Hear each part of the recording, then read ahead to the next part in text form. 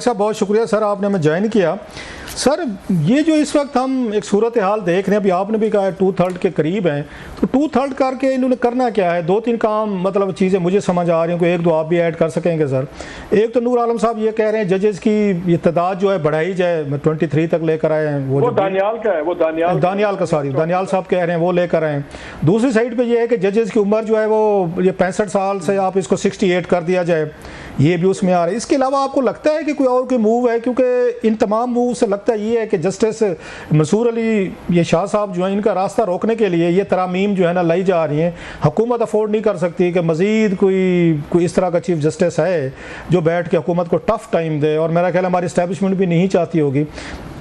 सो कितने चांसेस हैं कि यहाँ पे चीफ जस्टिस की एज का जो बिल है वो पार्लियामेंट में लाया जाए? सर नहीं, आप पहले आ जाएं सिंपली रऊफ नंबर बढ़ाने पे। सर देखें, अगर नंबर बढ़ता है, मेरे प्रोग्राम में दानियाल चौधरी आए हुए थे तो मैंने उनसे पूछा, मैंने कहा 23 का फिगर आपने कहाँ से लिया? उन्होंने कहा जी बस ले लिया। मैंने कहा आप सुप्रीम कोर्ट के, आप कह रहे हैं कि आपने बिल मूव किया है, सब कुछ किया है, और आप प्रिटेंड कर रहे हैं कि आपका प्राइवेट मेंबर्स बिल है, जा रहा है गवर्नमेंट इन्वॉल्व है तो सारा हुआ है ना, तो 23 का फिगर कैसे आया? तो उन्होंने कहा कि बस ऐसे ही आ गया। ऐसे ही तो नहीं फिगर्स आते हैं ना, सुप्रीम कोर्ट के आप कॉम्प्लेक्शन चेंज कर रहे हैं। तो वो तो नजर आ रहा है कि आप स्टैकिंग कर रहे हैं, कि आप एक बैलेंस कर रहे हैं। जो चीफ जस्टिस साहब का परसेप्शन ये है कि उनके लाइक माइंडेड माइनॉरिटी में है, दूसरे मेजॉरिटी में। पहला इम्पैक्ट क्या होगा? एक डिसीजन हो गया हुआ रऊफ के फैसलों में भी कि रिव्यू को लार्जर बेंच सुनेगा। अब अगर आप तादाद बढ़ा देते हैं तो लार्जर बेंच जो होगा, उस लार्जर बेंच के अंदर आपको लाइक माइंडेड मिल जाएंगे बड़े, और बड़े बड़े क्रिटिकल केसेस के भी रिव्यूज हैं। उसमें ये रिजर्व सीट्स का भी रिव्यू है, उसमें और चीज़ों के भी रिव्यू है। तो जब आप खाली तादाद बढ़ाते हैं जजेस की, तो आप इसको उस जाविये से देखें कि लार्जर बेंच पे क्या होगा। अभी 2 मिनट के लिए आप चीफ जस्टिस साहब को साइड पे करते हैं, वो तो कॉन्स्टिट्यूशनल अमेंडमेंट के बाद उनकी चीज़ें होंगी ना। अभी तो सिंपल एक्ट में है जो गवर्नमेंट करवा लेगी, वो तो सिंपल एक्ट को अमेंड करना मेजॉरिटी से होगा।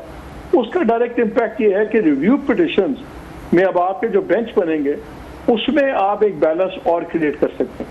फिर आप 8-5 नहीं होगा, फिर हो सकता है कि वो 13-5 या 13-9 हो जाए, लेकिन जिस तरफ गवर्नमेंट चाहती है। ये बड़ा इंपॉर्टेंट है। एक जो अभी ये नहीं मान रहे बात, लेकिन आज इनडायरेक्टली मान ली इन्होंने मेरे शो के अंदर, वो ये थी कि ये 209 को भी चेंज करने का सोच रहे हैं। 209 में ये था कि पहले होता ये था कि कोई भी हाईकोर्ट का जज, उसको आप ट्रांसफर कर सकते थे किसी और हाईकोर्ट में जी। फिर 18th अमेंडमेंट के अंदर ये शामिल कर दिया गया कि जज की मर्जी होनी जरूरी है, उसकी कंसेंट चाहिए। अब सुना ये दोबारा उसको लेके जा रहे हैं कि जज की कंसेंट नहीं चाहिए, वो ट्रांसफर हो सकता है। अब आप इमेजिन करें, इस वक्त इस्लामाबाद हाई कोर्ट में 6 जजेस ने खड़ा डाला हुआ, आउट ऑफ 8 6 जजेस ने डाला हुआ। आप इनको 4 कोर्ट्स में बांट दें, भेज दें, किसी को लाहौर भेज दें, किसी को सिंध भेज दें, तो खत्म हो गया ना मसला। इस्लामाबाद हाई कोर्ट का क्राइसिस खत्म हो गया ना। सो एक बहुत मूव ऐसी चल रही है जो बहुत ज्यादा इंटरफेरेंस होगी इंडिपेंडेंस ऑफ जुडिशरी के अंदर, और जिसका आगे बहुत बड़े कॉन्फ्लिक्ट बन सकते हैं उससे। तो ये जजेस की जब तादाद बढ़ेगी तो इसका पहला इम्पैक्ट आएगा रिव्यू पिटिशंस के ऊपर, जिसका इमीडिएट पॉलिटिकल इम्पैक्ट होगा। और अगर ये दूसरी चीजें कर लेते हैं तो उसका तो खैर लॉन्ग टर्म ही बहुत इम्पैक्ट है। अच्छा, अगर जो मेन चीज़ है जिससे मेरा ख्याल है इमरान खान साहब ने भी अपनी कंपेन ज़रा तेज़ की है, उनके पार्टी लीडर्स हैं बयानात दे रहे हैं, ट्विटर पे भी हमें लग रहा है कि बहुत ज़्यादा उस पर जोर दिया जा रहा है, वो काजी फैज़ ईसा साहब को टारगेट किया जा रहा है, क्योंकि ये खबरें आ रही हैं शायद कि उनको 3 साल के लिए मज़ीद एक्सटेंशन दी जाए। अगर हुकूमत एक्सटेंशन का लफ्ज़ यूज़ नहीं करती, वो महज इसकी जो एज का ये एज है सुप्रीम कोर्ट के उसकी जज या चीफ जस्टिस की, वो 65 साल से वो कर देते हैं जनाब 68 ईयर, और उसमें कहीं एक्सटेंशन नहीं, और आज से ये होगा अप्लीकेबल होगा। तो क्या करेंगे कि उसको काजी फैज़ ईसा साहब, मतलब ये कानून के तहत वो जारी रखेंगे जनाब ये कानून में लिखा है, मैंने एक्सटेंशन तो नहीं ली, अब ये उसमें लॉ आ गया, लॉ के तहत मैंने 3 साल मजीद रहना है। तो क्या वो कोई इस तरह की चीज़ हो सकती है जिसकी वजह से काजी साहब को एक फेस सेविंग मिल सकती है कि एक्सटेंशन तो नहीं मिली मुझे उन्होंने एज जो आगे की है सबके लिए होगी, कल को जो भी चीफ जस्टिस आएंगे उनको फ़ायदा होगा? देखिए, फैज़ ईसा साहब ने आज तक कहीं भी कैटेगोरिकली ये नहीं कहा कि वो इतनी बातें करते हैं, वो आराम से क्लियर भी कर सकते हैं। ठीक है, वो दलील बिल्कुल जजेस की अपनी जगह ठीक है कि जी जजेस हर बात का जवाब नहीं देते, लेकिन मेरा ख्याल है जिस बात से बहुत ज्यादा कंट्रोवर्सी जन्म ले रही हो उसमें जजेस बात कर भी दें तो बेहतर ही होता है। तारक साहब ने कहा कि जी मैंने बात पूछी थी चीफ जस्टिस साहब से, उन्होंने कहा कि मैं 3 साल वाली एक्सटेंशन या वो टेनर में नहीं इंटरेस्टेड, मैं नहीं लूंगा। ये चीफ जस्टिस साहब खुद भी कह सकते हैं। चीफ जस्टिस साहब चाहें तो वो खुद गवर्नमेंट को कह सकते हैं कि यार आपने मेरी बारी भी नोटिफिकेशन निकाला था 2-3 माह पहले, आप इस बारी आप इनका भी निकाल दें ताकि ये बहस खत्म हो जाए। देखिए, जो नोटिफिकेशन नहीं निकल रहा और ये बात चल रही है, उसकी वजह से जो भी कानून साजी हो रही है या चेंजेस हो रही हैं उन पर बहुत ज्यादा बहस हो रही है, सवालिया निशान उठ रहे हैं। ये जजेस की जो तादाद बढ़ाने की बात हो रही है, अगेन अगर अब आपने बढ़ाने हैं तो लॉजिक ये कहती है कि यार जो इनकमिंग चीफ जस्टिस आ रहे हैं वो और आइंदा की जो क्रॉप है वो अगले जजेस चूज करें। जैसे फौज में होता है, जो आउटगोइंग आर्मी चीफ होता है वो प्रमोशन नहीं करता, इनकमिंग जो आर्मी चीफ होता है वो आके अपनी प्रमोशंस करते हैं क्योंकि उन्होंने आगे इदारे को चलाना है, सब कुछ करना। यहाँ पे फायजीसा साहब ने कहीं ये र्यूमर्स खत्म नहीं की, तो उनकी मर्जी है, करें ना करें, वी कांट फोर्स हिम, जजेस नहीं बोलते। लेकिन मालिक बात बताएं, मैं सॉरी आपकी बात काट रहा हूँ, ये क्या ये हमारी इस्टेब्लिशमेंट ये हुकूमत अफोर्ड कर सकेगी जो उन्होंने पिछले कुछ साल एक में हमने देखा है जब से काजी साहब आए हैं और हुकूमत को थोड़ा सा कंफर्ट आया इस्टेब्लिशमेंट को कि उन्होंने बहुत सारी चीज़ें ऐसी की हैं जो सूट करते थे उनको, वो ये रिस्क लेंगे कि इनको जाने दिया जाए घर और उसके बाद ये मंसूर अली शाह साहब आ जाएँ और जो एफर्ट्स उन्होंने किए और बड़े अहम केसेस अभी पड़े हुए हैं सुप्रीम कोर्ट में वो दोबारा रिवर्स हो जाएँ, उनके साल 2 साल की मेहनत जो है वो दोबारा डाउन द ड्रेन।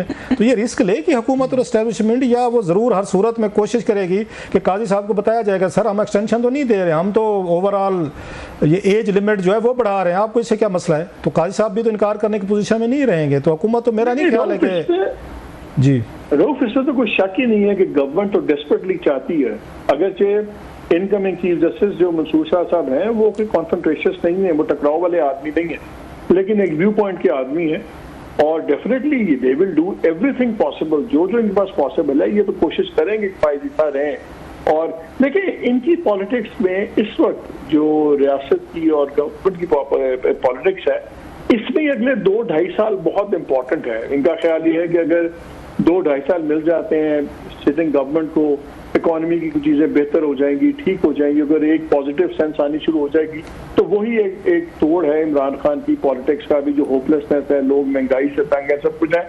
अगर इकोनॉमी ज़रा बेहतर हो जाए और वो पिक कर जाएगी अगर चीज़ें चलें ठीक, तो उनका ख्याल है कि फिर वो एक बहुत बड़ा जो इस तक मॉन्स्टर बना हुआ है इनके नज़दीक पॉपुलैरिटी पीटीआई की, वो फिर डील हो सकती है। इनके लिए ये 2-2.5 साल बहुत इंपॉर्टेंट है, इसलिए ये हर कोशिश ये करेंगे कि यही सेटअप चले आगे।